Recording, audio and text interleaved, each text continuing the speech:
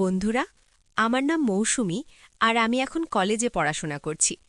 জুলাই মাস ছিল আমাদের স্কুলের ছুটির সময় চলছিল। এই ছুটির সময় জুলাই মাসে বিয়ের মরশুমও ছিল। আমাদের পরিবারেও একটি বিয়ে ছিল, যেখানে পরিবারের সব সদস্যের যাওয়া প্রয়োজন ছিল। কিন্তু সবচেয়ে বড় সমস্যা ছিল বাড়িতে কে থাকবে আর বাড়ির দেখাশোনা কে করবে। কারণ আমাদের গ্রামে এই সময় চুরির ঘটনা খুব বেড়ে গিয়েছিল। এই এক সপ্তাহে ২-৩টি বাড়িতে চুরি হয়েছিল। বাড়ি বন্ধ করে বিয়েতে গেলে চুরি হওয়ার ভয় ছিল, তাই সবার একসঙ্গে যাওয়া সম্ভব ছিল না।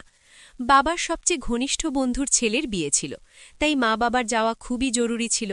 যদি মা বাবা না যেতেন তাহলে বাবার বন্ধু রাগ করতেন। তাই সিদ্ধান্ত নেওয়া হলো আমি বাড়িতে থেকে যাব। আমিও কাকুর ছেলের বিয়েতে যেতে চেয়েছিলাম, কিন্তু বাড়িতে কেউ না থাকলে সমস্যা হতো। তাই আমি থেকে যাওয়ার সিদ্ধান্ত নিলাম।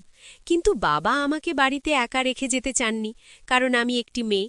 যদি কোনো চোর আসত তাহলে আমি একা কি করতে পারতাম। বাবা সবকিছু ভেবে তার সবচেয়ে বিশ্বাসযোগ্য মানুষ কাকুকে ফোন করলেন। তিনি বললেন, ভাই, একটা কাজ আছে। আমরা ২-৩ দিনের জন্য বিয়েতে যাচ্ছি। বাড়িতে আমার মেয়ে একা থাকবে। একজন মেয়ের একা থাকা ঠিক হবে না। তোমার যদি কোনো সমস্যা না হয় তাহলে কয়েকদিন আমাদের বাড়িতে থাকতে পারবে কে? কাকু বললেন, এতে সমস্যার কি আছে? যেমন আমি এখান থেকে কাজ করতে যাই, তেমনি তোমার বাড়ি থেকে যাওয়া আসা করব, আর রাতে তো আমি এমনিতেই বাড়িতে থাকি। এবার তোমার বাড়িতে গিয়ে রাতটা কাটাবো। কাকু আমাদের সাহায্য করতে রাজি হলেন, যাতে আমি একা না থাকি। কাকু রাতে আমাদের বাড়িতে থাকার ব্যবস্থা করলেন। বাবাকে বললেন, আপনি চিন্তা করবেন না, আমি আছি, কোনো সমস্যা হবে না। কাকুর বিয়ের ৪ বছর আগে আমার কাকিমার সঙ্গে হয়েছিল। তারা কলকাতাতে থাকেন। দিনটা ছিল যখন বাবা মা গোসল সেরে প্রস্তুত হয়ে সন্ধ্যায় বিয়েতে রওনা হলেন। সন্ধ্যায় কাকু যখন বাড়ি আসছিলেন তখন আমাকে ফোন করলেন এবং জিজ্ঞাসা করলেন, তুমি কি খাবে? আমি বললাম, কাকু, একটু সবজি নিয়ে আসবেন, কারণ আমি সবজি খুব পছন্দ করি। আমি তখন রুটি আর ভাত তৈরি করে রেখেছিলাম। সন্ধ্যায় কাকু এলে তিনি সঙ্গে সবজি নিয়ে এলেন। কাকু সেখানে পৌঁছনোর পর খুব ক্লান্ত ছিলেন। তিনি বললেন, মৌসুমী, তুমি খাবার দাও, আমি হাত মুখ ধুয়ে আসছি। এর আগেও কাকু ২-৩ বার আমাদের বাড়িতে এসেছেন, তাই আমরা বেশ ফ্রেন্ডলি ছিলাম। কাকু আর আমার সম্পর্ক ছিল বন্ধুর মতো। কাকু নিজের ব্যাগ সাইডে রেখে হাত মুখ ধুতে গেলেন। ততক্ষণে আমি খাবার পরিবেশন করে দিলাম। কাকু হাত মুখ ধুয়ে এসে আমার সঙ্গে বসে খেতে লাগলেন। আমরা গল্প করতে লাগলাম। কাকু বললেন, মৌসুমী, তুমি আগের থেকে আরও সুন্দর হয়ে গেছ। তোমাকে দেখে আমার কলেজের দিনগুলো মনে পড়ে গেল। তখন আমার একটা গার্লফ্রেন্ড ছিল। আমার গার্লফ্রেন্ড খুবই সুন্দর ছিল। আমাদের ক্লাসের সব ছেলেই তার জন্য পাগল ছিল, কিন্তু সে শুধু আমার জন্য পাগল ছিল। কাকুর কথা শুনে আমি হাসতে লাগলাম এবং বললাম, কাকু, আপনি তো এখনও অনেক হ্যান্ডসাম, আপনার তো এখনও গার্লফ্রেন্ড আছে। কাকু বললেন, না রে মৌসুমী, বিয়ের পর থেকে তো একজনকেই সামলাতে পারছি না। এটা বলে কাকু হেসে উঠলেন।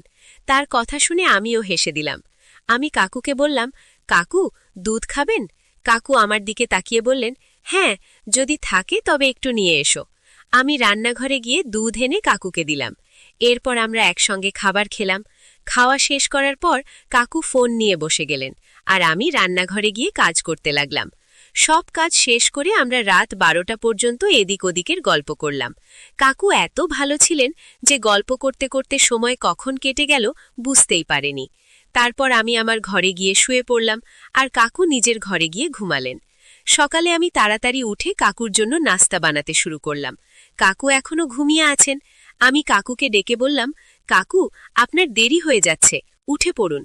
কিন্তু হয়তো রাতে দেরি করে ঘুমানোর কারণে কাকু গভীর ঘুমেছিলেন এবং আমার কথা শুনতেই পাননি। আমি কাকুর ঘরে গিয়ে তাকে ডাকতে শুরু করলাম। তারপর আমি কাকুর উপরে থেকে কম্বলটা টানলাম। তখন হঠাৎ আমার চোখ এমন এক জায়গায় পড়ল যা দেখে আমি লজ্জায় পড়ে গেলাম। আমি কিছুক্ষণ কাকুর দিকে তাকিয়েই রইলাম, আর আমার মনের মধ্যে যেন হাজারো চিন্তা আসতে লাগল। ঠিক তখনই কাকুর চোখ খুলে গেল। কাকু বললেন, আরে মৌসুমী। আমি লজ্জায় বললাম, কাকু, উঠে পড়ুন, আপনার দেরি হয়ে যাবে। কাকু ফোন দেখে বললেন, আরে বাবা, আজ তো অনেক দেরি হয়ে গেছে। আমি কাকুকে বললাম, আপনি তাড়াতাড়ি স্নান করে নিন, আপনার নাস্তা রেডি আছে। এরপর কাকু বাথরুমে চলে গেলেন। স্নান করে কাকু তাড়াতাড়ি বাইরে বেরিয়ে এলেন। তিনি তাড়াতাড়ি নাস্তা করলেন, আর আমি তার টিফিন প্যাক করে দিলাম। আমি জিজ্ঞাসা করলাম, কাকু, সন্ধ্যায় কি বানাবো? তারপর কাকু অফিসের জন্য রওনা দিলেন। তারপর আমি বাড়ি পরিষ্কার পরিচ্ছন্ন করতে শুরু করলাম। তাড়াতাড়ি সব কাজ শেষ করে আমি স্নান করতে গেলাম। স্নান করে তৈরি হয়ে নাস্তা করলাম এবং কিছুক্ষণ বিশ্রাম নিলাম। আজ বাড়িতে কেউ ছিল না, তাই পুরো বাড়ি একেবারে শুনশান লাগছিল। আমি হালকা মেকআপ করলাম। তারপর কাকু বাড়ি চলে এলেন। তিনি আমাকে ডাক দিলেন আর আমি ঘর থেকে বেরিয়ে এলাম। আমি বের হওয়ার সঙ্গে সঙ্গেই কাকু আমাকে দেখতেই থাকলেন। তিনি বললেন, আহা মৌসুমী, আজ তো তুমি দুর্দান্ত লাগছো। তোমাকে দেখে আমার যৌবনের দিনগুলো মনে পড়ে গেল। আমি বুঝতে পারলাম যে কাকু আমাকে এক অন্যরকম দৃষ্টিতে দেখছে। হঠাৎ আমার চোখ আবার সেই জায়গায় পড়ল, যা দেখে আমি লজ্জায় পড়ে গেলাম। কিন্তু কাকু সেটা ব্যাগের পেছনে লুকিয়ে রেখেছিলেন। কাকু খুব মনোযোগ দিয়ে আমার দিকে তাকিয়েছিলেন। কাকুর মুখ থেকে প্রশংসা শুনে আমি মনে মনে উচ্ছ্বসিত হয়ে উঠলাম, যেন আমার মধ্যে আগুন জ্বলে উঠেছে। তবুও আমি শান্ত ছিলাম, কারণ তিনি আমার কাকু ছিলেন। এরপর কাকু বললেন, মৌসুমী, আমি হাত মুখ ধুয়ে তৈরি হচ্ছি, তুমি খাবার দাও। আমি বললাম, ঠিক আছে কাকু, কিন্তু তার জন্য খাবার বানাতে হবে, আমি এখনো রান্না করিনি। কাকু বললেন, ঠিক আছে, তাহলে তুমি খাবার তৈরি করো, আমি ততক্ষণে একটু বিশ্রাম নিচ্ছি। আমি বললাম, ঠিক আছে কাকু। আমি রান্না করছিলাম, ঠিক তখনই লাইট চলে গেল। উপরে থেকে এত গরম ছিল যে আমি পুরো ঘামে ভিজে গিয়েছিলাম, আর এখন অন্ধকারও হয়ে গেল। তখন কাকু টর্চের আলো জ্বালিয়ে রান্নাঘরে চলে এলেন। তিনি বললেন, মৌসুমী, আজ খুব গরম পড়েছে। আমি বললাম, হ্যাঁ কাকু, আর এখন তো লাইটও নেই, আমাদের বাড়িতে ইনভার্টারও নেই। কাকু টর্চ ধরে রাখলেন, আর আমি একটি মোমবাতি জ্বালিয়ে রান্নাঘরে রাখলাম। কাকু বললেন, মৌসুমী, তুমি পুরো ঘামে ভিজে গিয়েছ, আমি কি তোমাকে একটু সাহায্য করতে পারি? আমি খুবই ক্লান্ত ছিলাম, তাই বললাম, হ্যাঁ কাকু। কাকু আমার রান্নায় সাহায্য করতে লাগলেন। আমরা একসঙ্গে রান্না করছিলাম আর গল্প করছিলাম। কিছুক্ষণের মধ্যেই লাইট চলে এলো। কাকু আমার দিকে তাকালেন। আমি ইচ্ছে করেই একটু তার দিকে ঘুরে দাঁড়ালাম, যাতে কাকু ভালোভাবে আমাকে দেখতে পারেন। তারপর আমি বললাম, কাকু, আপনি একটু বিশ্রাম করুন, খাবার তো প্রায় তৈরি হয়ে গেছে। কাকু ফ্যানটা আমার দিকে ঘুরিয়ে দিলেন এবং আবার আরাম করতে বসলেন। কিছুক্ষণ পর খাবার তৈরি হয়ে গেল। রান্নাঘরের কাজ শেষ করার পর আমি ভাবলাম স্নান করে নিই। কাকু তখন সোফায় বসে নিজের কাজ করছিলেন। আমি কাকুকে বললাম, কাকু, আমি স্নান করতে যাচ্ছি। কাকু বললেন, ঠিক আছে। আমি স্নান করে একটি শর্ট ফ্রক পরলাম, যা কাকু আমাকে জন্মদিনে উপহার দিয়েছিলেন। আজ যখন আমি সেই ড্রেস পরে বাইরে এলাম, তখন কাকুর চোখ যেন বিস্ময়ে খুলে রইল। কাকু আমাকে দেখে খুশি হয়ে বললেন, এই তো সেই ড্রেস যা আমি তোমাকে তোমার জন্মদিনে দিয়েছিলাম, তাই না? আমি বললাম, হ্যাঁ কাকু, আপনার দেওয়া ড্রেসটা আমার খুবই পছন্দ হয়েছে। কাকু বললেন, তুমি এই ড্রেসে সত্যিই খুব সুন্দর লাগছ। মনে করতে চাইছে না যে তোমার থেকে চোখ সরাই, মনে হচ্ছে তোমাকে এভাবেই দেখতেই থাকি। তার কথা শুনে আমি লজ্জায় মাথা নিচু করে ফেললাম। এরপর আমি আর কাকু একসঙ্গে খাবার খেলাম আর অনেক গল্প করলাম। রান্নাঘরের সব কাজ শেষ করে আমি কাকুর ঘরে তার সঙ্গে কথা বলতে গেলাম। কিছুক্ষণ গল্প করার পর হঠাৎ কাকু জোরে বললেন, মৌসুমী, তোমার কাঁধে একটা মাকড়সা আছে। আমি খুবই চমকে উঠলাম আর ভয়ে দৌড়ে কাকুর গলায় ঝাঁপিয়ে পড়লাম। আমি খুব ভয় পেয়ে গিয়েছিলাম। কাকু হেসে বললেন, আরে পাগলি, আমি তো মজা করছিলাম, তুমি সত্যিই ভয় পেয়ে গেলে? আমি বললাম, কাকু, এমন মজা আর কখনো করবেন না, আমি মাকড়সাকে খুব ভয় পাই। আমি তখনও কাকুর গলায় ঝুলেছিলাম।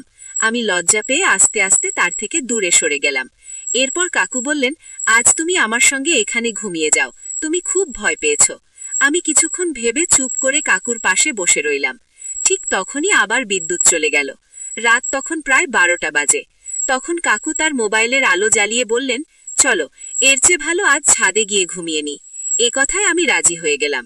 কাকু বিছানা এবং আমি মশারি নিয়ে ছাদে চলে গেলাম। ছাদেও খুব গরম ছিল আর বিদ্যুৎ এখনো আসেনি, তাই আমাদের আর কোনো উপায় ছিল না। কিছুক্ষণ পরে আমার আবার ঘাম বের হতে শুরু করলো। তখন আমি কাকুকে বললাম, এখানেও খুব বেশি গরম লাগছে। কাকু বললেন, যদি তুমি কিছু মনে না করো তবে একটা কথা বলি। আমি বললাম, হ্যাঁ বলো কাকু। কাকু বললেন, তুমি কোনো হালকা পোশাক পরে নাও, এতে তোমার গরমও কম লাগবে। আমিও সেটা ঠিক মনে করলাম, কিন্তু আমার খুব লজ্জা লাগছিল। তারপর আমি নিচে গেলাম, একটি জালমেশিত পোশাক পরে নিলাম। যখন আমি ছাদে এলাম, কাকু আমাকে দেখে স্থির হয়ে গেলেন। কাকু বললেন, আজ তোমাকে দেখে মনে হচ্ছে জানি না কেন হৃদয়ে কিছু একটা হচ্ছে। মৌসুমী, তুমি কি এটা অনুভব করছো? আমি বললাম, কাকু, আমি বুঝলাম না, আপনি কি বলতে চাইছেন? কাকু বললেন, যখনই তোমার কাকিমা এই ধরনের পোশাক পরে আমার সামনে আসে তখন আমি নিজেকে সামলাতে পারি না। আর আজ যখন তোমাকে এই ধরনের পোশাকে দেখেছি, আমার মন ভেতরে ভেতরে অস্থির হয়ে উঠেছে। তুমি কি এই অনুভূতি বুঝতে পারো? এই কথা শুনে আমি লজ্জায় চোখ নিচু করে ফেললাম। তারপর কাকু আমাকে কাছে বসার ইশারা করলেন, আর আমি গিয়ে তার পাশে বসে পড়লাম। কাকু আমাকে জিজ্ঞাসা করলেন, কলেজে তোমার কোনো বয়ফ্রেন্ড আছে কি? আমি বললাম, না কাকু, আমার কোনো বয়ফ্রেন্ড নেই। কাকু বললেন, তাহলে মহল্লা প্রতিবেশীদের মধ্যে তো কেউ থাকবে? আমি বললাম, না কাকু, আমার পড়াশোনা ছাড়া সময় কোথায়? কাকু বললেন, মৌসুমী, এখন তুমি বড় হয়ে গেছো। এই বয়সে এসেও তোমার কোনো বয়ফ্রেন্ড নেই। তুমি কোন দুনিয়ায় থাকো? এই বয়সে এসে তো মেয়েরা জামা কাপড়ের মতো বয়ফ্রেন্ড বদলায়, আর তুমি এখনো পুরনো যুগের মতো জীবন কাটাচ্ছ। আমি একটু লজ্জা পেয়ে চুপ হয়ে গেলাম। তখন কাকু আমার হাত ধরে বললেন, তোমার কি কখনো মনে হয় না কারো সাথে সময় কাটানোর? আমি বললাম, কাকু, এখনো পর্যন্ত তেমন কেউ আমার জীবনে আসেনি। কাকু বললেন, তাহলে বলো তো আমাকে তোমার কেমন লাগে? আমি বললাম, কাকু, আপনি তো খুবই হ্যান্ডসাম। কাকু বললেন, তাহলে বলো তো আমার সাথে কথা বলতে কেমন লাগে? আমি বললাম, কাকু, খুব ভালো লাগে। এটা শুনে কাকুর মুখে একটি দুষ্টু হাসি ছেয়ে গেল। তারপর কাকু আমার সাথে আস্তে আস্তে মজা করা শুরু করল। আমি লজ্জায় কিচ্ছু বলতে পারলাম না। আমি কাকুর সাথে প্রথম এমন মজা করছিলাম। প্রথম প্রথম ভালো না লাগলেও কিছু মিনিট পর আমারও ভালো লাগতে শুরু করল। আমরা খুব মজা করতে লাগলাম। আমরা সেদিন 2 ঘন্টা ধরে মজা করেছিলাম। তারপর ঘুমিয়ে গিয়েছিলাম। আমরা অনেক রাত করে ঘুমানোর কারণে সকালে ঘুম ভাঙেনি। এদিকে বাবা ও মা সকালে বাড়ি চলে এলো। তাদের কাছে থাকা চাবি দিয়ে দরজা খুলে ভিতরে এলো। মা আমাদের একসাথে ঘুমিয়ে থাকতে দেখে ফেললেন। তারপর আমাকে ডাকলেন। কাকু উঠে সেখানে চলে গেলেন।